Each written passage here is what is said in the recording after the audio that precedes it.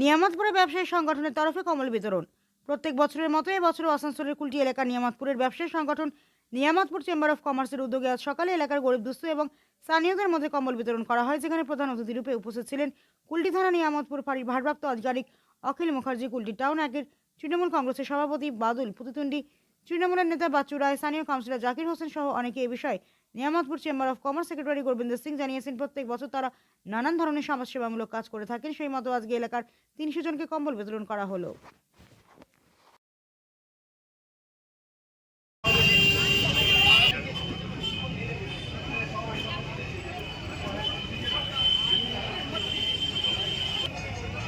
श्री अखिल मुखर्जी जी का तहे दिल से शुक्रिया अदा करता है।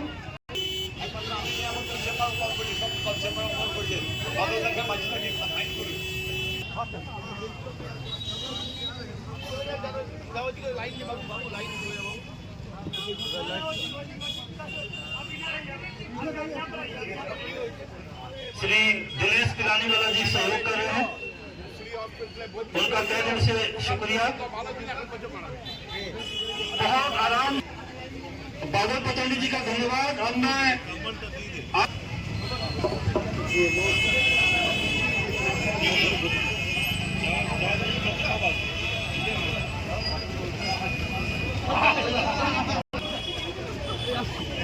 নিয়ামতপুর চেম্বার অফ কমার্সের সমস্ত পদাধিকারীকে, নিয়ামতপুর চেম্বার অফ কমার্সের কর্ণধার গোবিন্দজি, আমার ক্লোজ সবাই পুরো টিমকে আমি থ্যাংক ইউ জানাচ্ছি।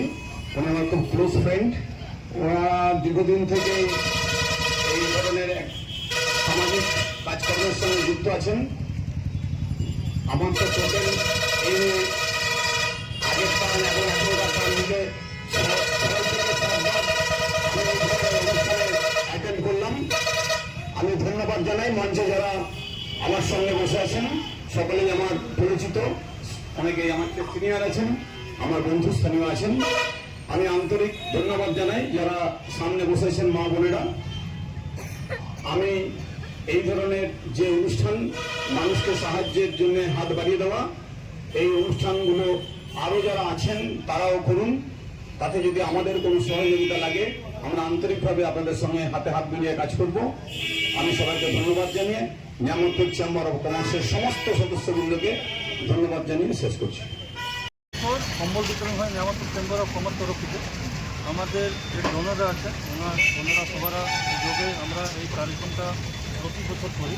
সেটা আমরা 31 ডিসেম্বরে সেই জন্য করি যে বছরকে আমরা অলবিদা বলি, আর একটা নতুন বছর আমাদের সামনে আসছে, এটা ভালো করে মানুষের কাটুক। আর যত গরিব আর অসহায় লোক আছে, আমরা বাড়িতে যে আমাদের টিম তৈরি হয়, ওরা কুপনটা নিয়ে নেয়। আর কুমারিয়া, লক্ষ্মীপুর গেট, আর আপনার ব্রহ্মচারী, সীতারামপুর, নিয়ামতপুর, যেখানে আমরা দেখি খুবই গরিব লোক বাড়িতে কাজ করে 1000-1200 টাকা রোজগার আছে মাসে, আর জীবন পালনা করতে পারছে না, ওদের আমরা কম্বল দিই। আর আমাদের তকরিবান আমরা দাওয়া করতে পারি 95% কম্বল আমাদের সঠিক লোকের কাছে যায়। আমরা দেখি কি লোকরা বলে কি না এরা কম্বল বিক্রি করে দেয়, কিন্তু আমরা নিজের কর্তব্যটা পালন করি। দাদা, দেখা গেল গত বছর থেকে এবছরে কিন্তু কম্বল নেওয়ার জন্য বড় পরিমাণের লোক এসেছিল। দাদা, প্রতি বছর আমরা 200 থেকে 250 কম্বলটা বিতরণ করি। এবার 50টা আর বাড়াইছি। আমাদের কিছু ডোনাররা আমাদের ডোনেট করেছে, সবাদের সহযোগিতাতেই আমরা এই কার্যক্রমটা করতে পারি। আর আমরা যেখানে সামাজিক কার্য করছি, আজকে আমাদের আসানসোল ব্লাইন্ড স্কুল থেকেও বাচ্চারা এসেছিল, ওরা এখানে গান বাজনা করেছে, ওনাদেরও আমরা কিছু ডোনেট করেছি, তাকে আমরা সমাজ সাথে থাকতে পারি।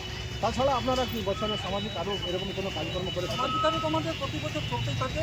হেলথ ক্যাম্প হোক, ব্লাড ডোনেশন ক্যাম্প হোক, আই চেকআপ ক্যাম্প হোক, এটা তো থাকেই। আর যে সংস্থারা আছে, চার্চ সংস্থা আছে, আর যে প্রশাসনিক সংস্থা আছে, সমাজের সাথে আমরা সচেষ্টা করি।